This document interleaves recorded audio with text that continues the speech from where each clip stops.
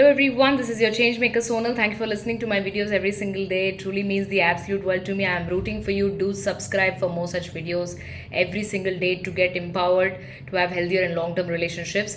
In today's video, I'm going to be speaking about a client, and this client of mine shared a story of theirs, and they said that they are in a relationship for the last 6 years and their relationship is going pretty smooth, but suddenly the one of the partners had to travel to another city, and when that other person traveled to another city, there has been a lot of fights between both of them.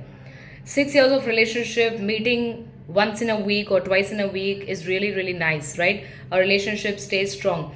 But once there's a distance between the partners, how a relationship changes.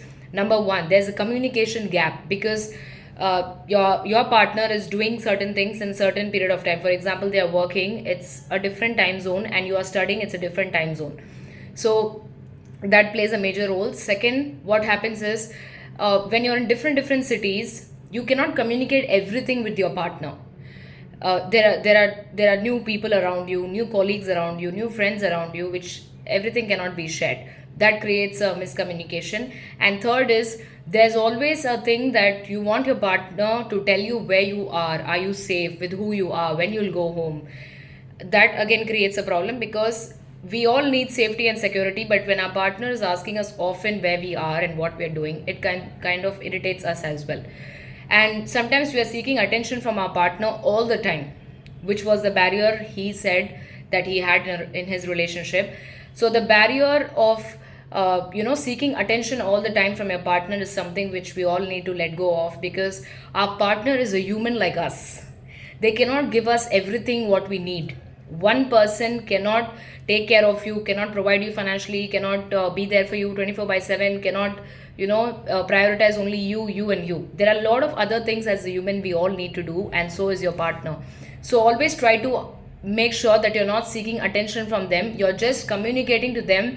It would be great if you spend more time with me, it would be great if you could call and text me, it would be great if we could catch up once in a month, even if we are living in different cities. If you could have proper communication and proper implementation of whatever you're thinking about your partner in actions as well, it's really going to work out in your relationship. So that's the thing you can learn from this client story of mine, that attention seeking is only going to make your partner go away from you, but communication and implementing the actions which you both have decided together for a relationship is going to take your relationship long way ahead. Thank you. If you feel inspired by the story, do share it with as many people you truly love, value and cherish.